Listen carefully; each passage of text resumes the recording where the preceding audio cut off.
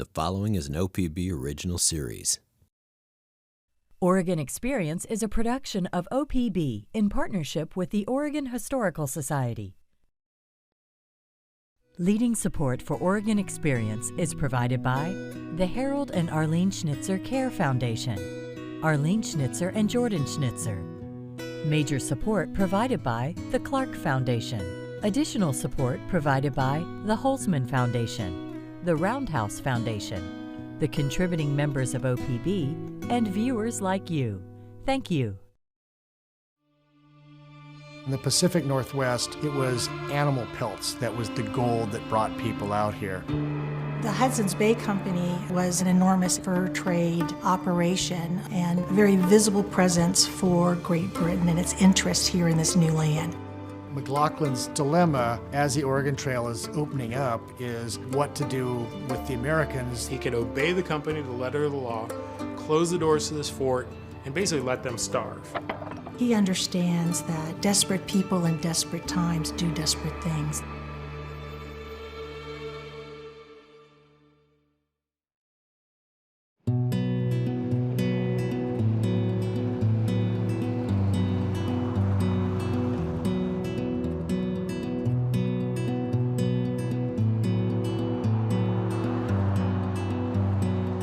It's a little bit hard when you look out on that landscape to see what was here, which was these large Wapato ponds and flats and lakes. We had camas, and we had berries from the mountain. We had deer and elk. We had salmon, we had smelt. It was an incredibly wealthy place. We had the ability to amass real quantities of goods that then we traded. You were at the crossroads of the known world, in a world where trade was really most important. For thousands of years, Native people viewed this place as an important nexus for resources and trade. It was a very highly populated area, one of the most populated areas in the country, with over 30 different tribal groups here. It was a sophisticated hunter-gatherer society. They lived here, if not most of the year, year-round, and villages in the thousands. It was also a very sophisticated trade network that was occurring here. And so the I-5 of the time, or the interstate of the time, was the Columbia River. This area that we're in right now is really one of our primary prairies that we took care of through burning of the grasses. Our ancestors, we burned for many, many different reasons. Everything from creating good forage habitat for hunting, for actual planting of traditional foods. And so a whole series of prairies was created on the north shore of the Columbia River. And one of those prairies was selected to be Fort Vancouver.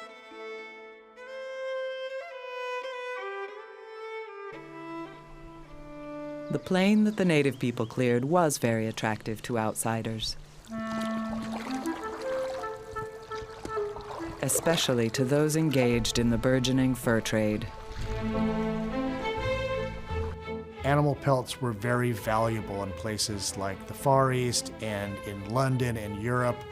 And the most valuable pelt was the beaver pelt because it had a special characteristics that made a felt that was very good for gentlemen's hats.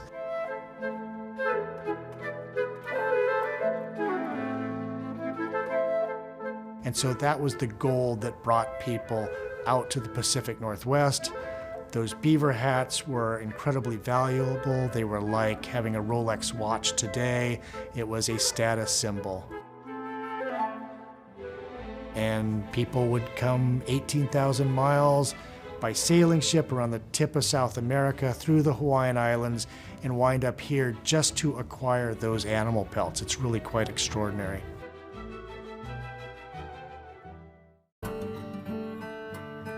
The organization most prominent in this lucrative enterprise was the Hudson's Bay Company.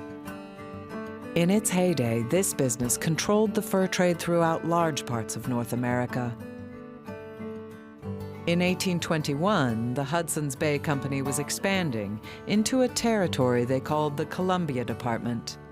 It stretched from the Rocky Mountains to the coast, as far north as Sitka, Alaska, and as far south as present-day San Francisco.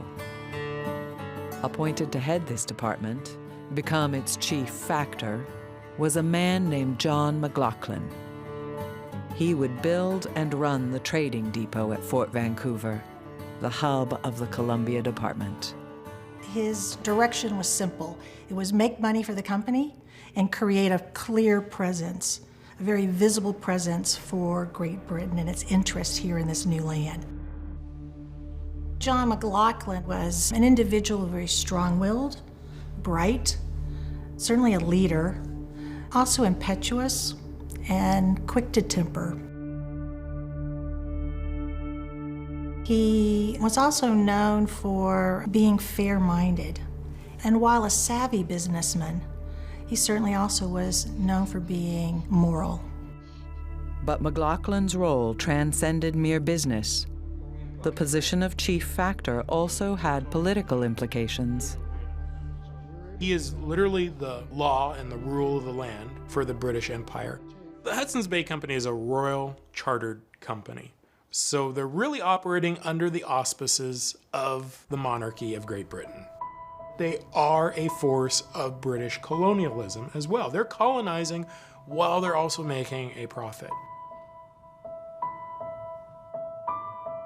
In the early 1800s, the United States and Great Britain had conflicting claims to a large piece of the Columbia Department. Eventually, the two countries reached a vague and uneasy accord. They agreed to share commercial rights and allow free settlement of the area. But in truth, the Hudson's Bay Company held a virtual monopoly on trade and was the de facto power in the region. A struggle for the total control of this territory would continue for decades to come. In the 1820s, the Hudson's Bay Company Governor-in-Chief, George Simpson, wanted to solidify the British advantage. Simpson was clear with McLaughlin: discourage Americans from settling in the territory.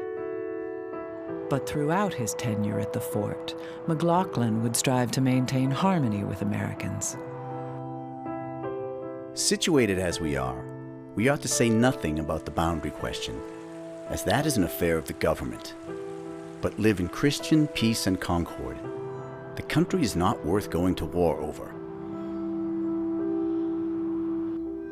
Here at Fort Vancouver, this fort with this palisade wall, it had many different functions, but one of the primary functions was the company had gentlemen employees and they had servant employees.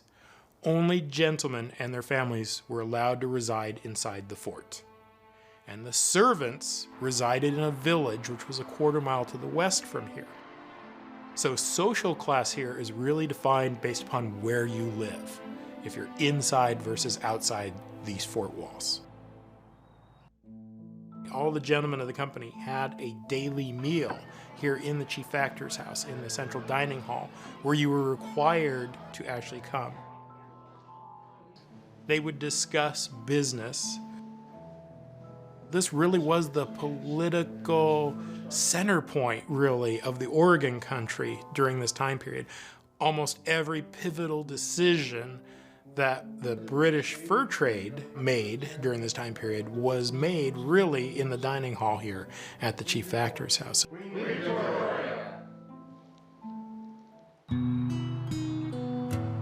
Outside the walls of the fort, in the nearby village, another, far more complex community existed.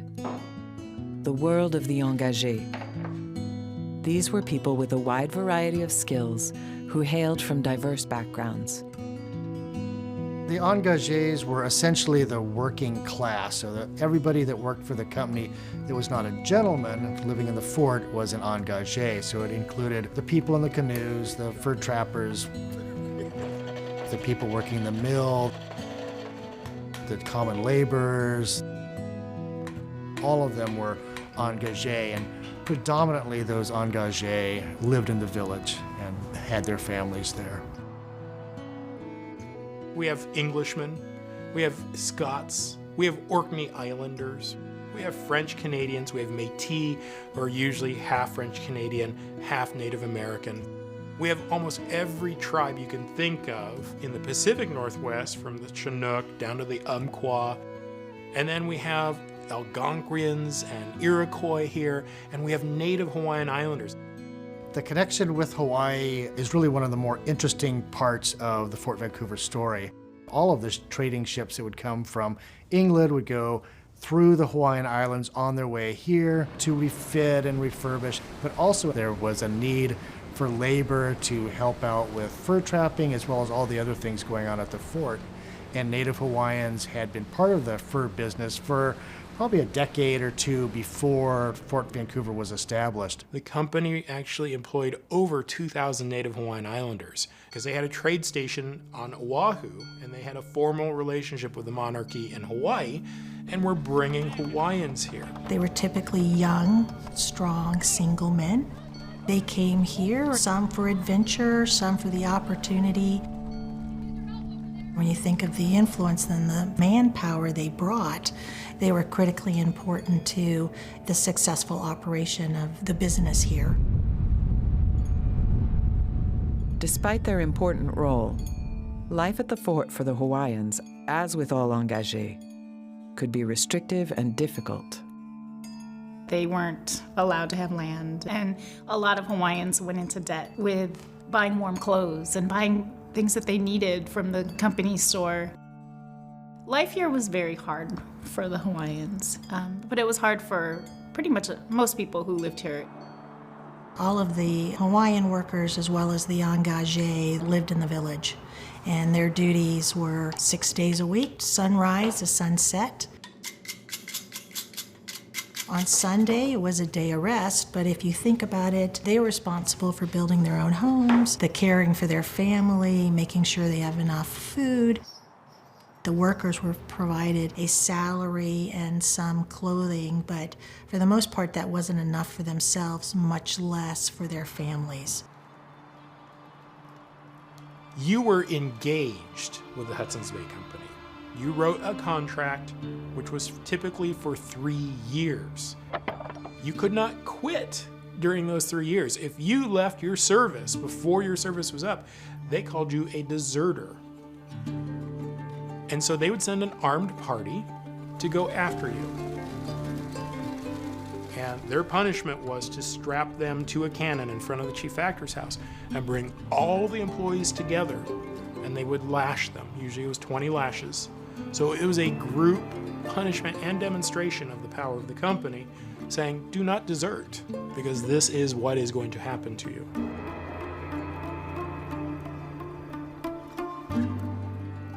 In this multicultural world, marriage between Native women and company men was quite common. Nearly all of the men, both officers and engagés, were married to Indian or mixed-race wives. These unions were not formal or civil or religious as we might have thought, but they were incredibly important. These women helped create a sense of community, so they were stabilizing forces. Native women and Métis women served as translators, guides. And these Native women were women of stature. I think a lot of people don't realize they were women who were the daughters or the sisters to tribal leaders. They were powerful women, and they had a foot in both worlds. With regard to the Métis women, they would help set up or break down camps. They would do the cooking, they would prepare the clothing, they would gather the firewood.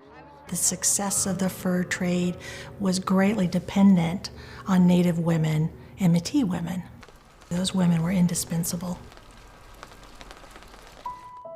But not everyone understood or accepted these unions. As missionaries arrived from the Oregon Trail, discrimination against these women became more prevalent. Not even McLaughlin's wife Marguerite, of Native and Swiss ancestry, was exempt from this prejudice. There was the story of Reverend Herbert Beaver, who spoke of Marguerite as a woman of notoriously loose character, as a kept mistress to John McLaughlin. And so upon learning what the Reverend Beaver was saying about his wife, he took Reverend Beaver's cane and hit him on the head and shoulders. John McLaughlin required that his wife, Marguerite, be treated with respect and dignity.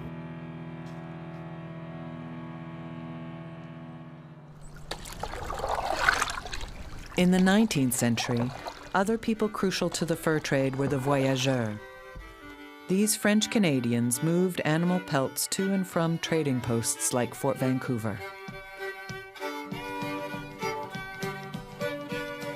The voyageurs were the quintessential outdoorsmen of the past. They would come back with canoes filled with animal pelts they were bringing back, and when they got close to the fort, they would change into their finest regalia and ribbons and colorful sashes and colorful hats, and they would come singing canoe songs.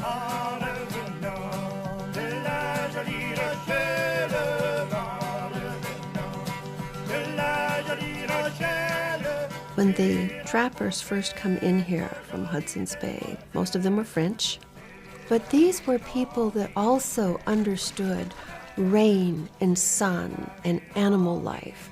Now, furs were valuable because there was a demand for that, but they understood how one goes about to get them. So these are people that were pretty savvy about earth connections. They were essentially camping, canoeing. Their entire life was pretty much outdoors. In many cases, they've intermarried with indigenous people, and their children were called Métis. So when these people came in, they were people who were part of our lifestyle as Indian people. It didn't matter the color of their skin because they lived with us and they worked with us.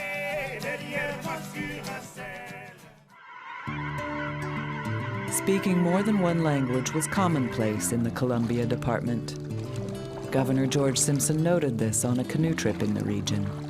It is the prettiest congregation of nations, the nicest confusion of tongues that has ever taken place since the days of the Tower of Babel. Tiki-skeen, tiki-skeen, tiki-skeen. But unlike Babel, linguistic confusion at Fort Vancouver was kept to a minimum. That's because everyone had something in common.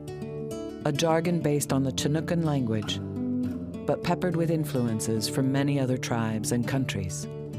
There's this reduced form of Chinookan that's called Chinookwawah that at one time many people in the Pacific Northwest knew. But it really was a pidgin language, meaning that it was just used by adults who needed bare bones communication. Then there's children being raised with Chinookwawah as a common language. Those kids always had their parents' languages. So it could be Hawaiian and Scottish, it could be Chinook and whatever, right? These kids were getting raised in those situations and they were taking the language and creolizing it.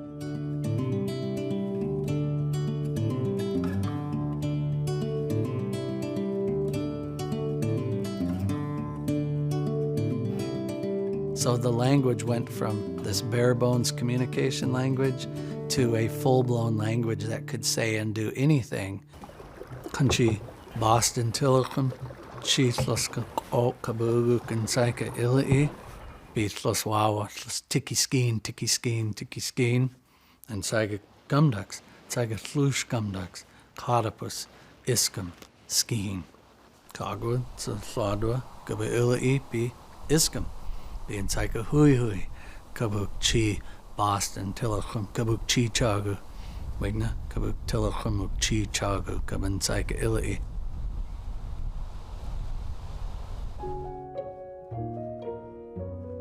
Disease had always been one of the most terrible outcomes of contact for Native people. Those who lived near Fort Vancouver suffered unimaginable loss. between 1750 and 1850, about 98% of all the people died. And that is immense. It's immense for its impact that it had on not only native societies, but also what early settlers were interfacing with. These were not tribes that were at the height of their strength. In 1829, the fever and ague first came, and it came every summer for a number of years after that. Fever and ague, we believe, was probably malaria, and it had a devastating impact on the local indigenous tribes all up and down the lower Columbia region. There's whole areas that aren't occupied. Villages have collapsed down on one another. There were entire villages that were completely wiped out, where people canoed by and saw just bodies on the beaches. Many of the people in the fort also became sick, but they had quinine and they had other treatments that were more effective. There wasn't enough medicine for everyone, and so they think that some of the people just came to the fort because they knew that somebody would take care of their body when they died.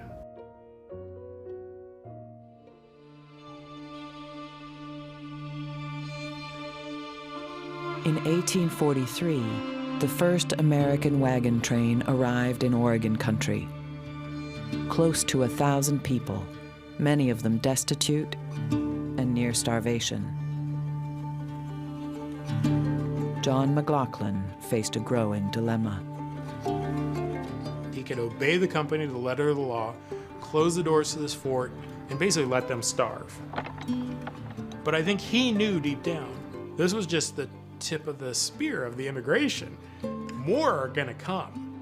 And this was 1,000. He had 200 employees.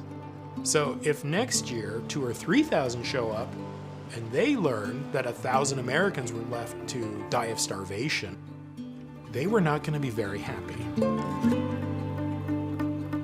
He understands that if I don't do business with the settlers, desperate people in desperate times do desperate things. They may storm the fort, they may take what they need in order to survive. But I also think you get back to that sense, I think he was a moral man, and he felt an obligation to help the settlers.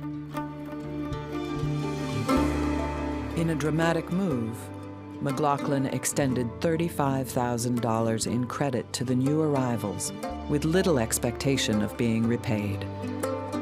What else could I do as a man having a spark of humanity in my nature? I did not invite the Americans to come. To be frank, I greatly regretted their coming. But they did come, covered with the dust of travel, worn out by fatigue, hardships, and dangers. They came without food or raiment. I fed them and clothed them. The Hudson's Bay Company back in London did not agree with his decision, and they let him know about it very vocally. They saw that as a lost profit. And that began this severing between John McLaughlin and the Hudson's Company.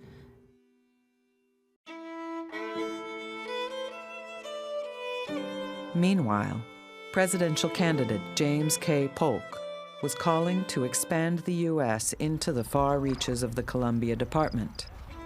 His slogan was 5440 or fight. But Great Britain was in no mood to fight. Great Britain had already fought 2 wars with the United States, both the Revolution and the War of 1812. They were like, we don't want to fight another costly war on the other side of the Atlantic. So really, Great Britain was putting out the peace feelers and started negotiating with the United States on how can we solve the Oregon country problem.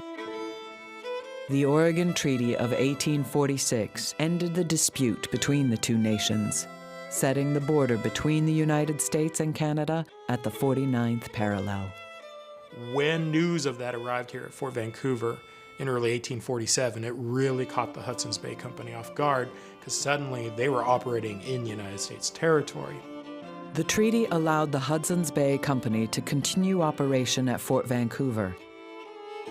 But time had run out for John McLaughlin. His rift with company executives had become irreparable.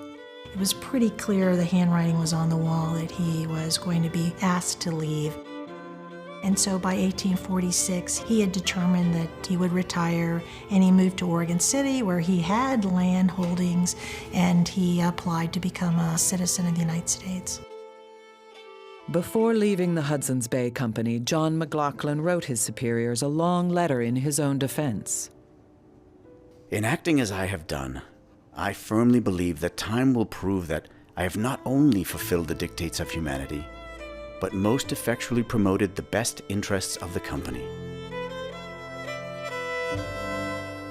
McLaughlin would die a mostly forgotten man in 1857.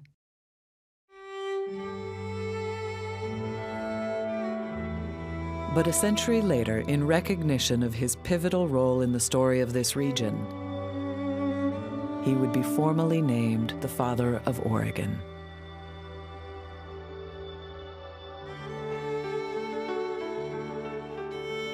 In 1849, the United States Army arrived at the fort and rapidly set up the Vancouver barracks. The Hudson's Bay Company would continue to do business in the area until 1860. But over time, profits were stifled by tariffs, and relations with the Army became strained. So they gave the keys of the fort to the U.S. Army, and they said, take care of it for us. We are suing the United States government for the value of this property. So what's amazing is for 6 years, the U.S. Army managed the remnants of this fort. They weren't doing any repairs, and there's evidence that there were holes in building roofs and things like that.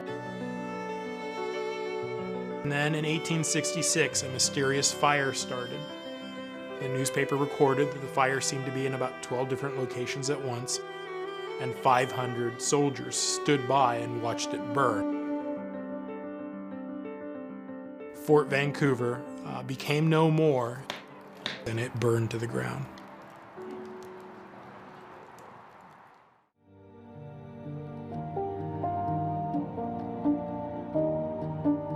In the decades to follow, the barracks expanded its presence, and the city of Vancouver, Washington grew along with it.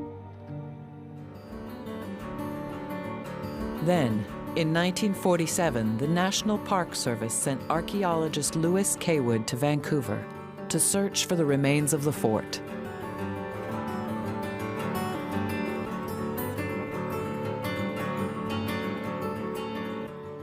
In the ensuing years, the Park Service reconstructed Fort Vancouver on its original footprint.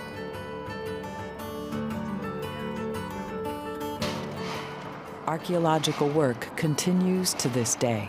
For an archaeologist, being able to look at all these different time periods and to unearth items that are the tangible remains of the people that were here at Fort Vancouver is really important. The fort's collection of artifacts numbers well over 2 million items.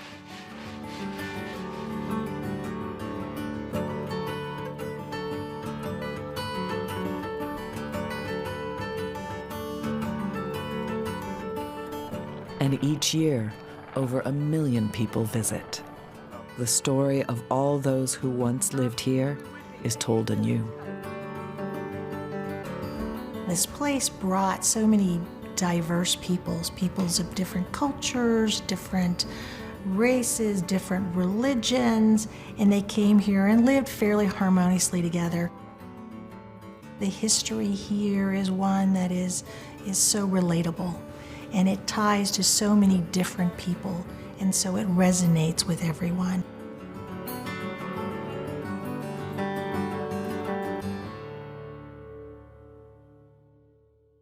There's more about Fort Vancouver on Oregon Experience online. To learn more or to order a DVD of the show, visit opb.org.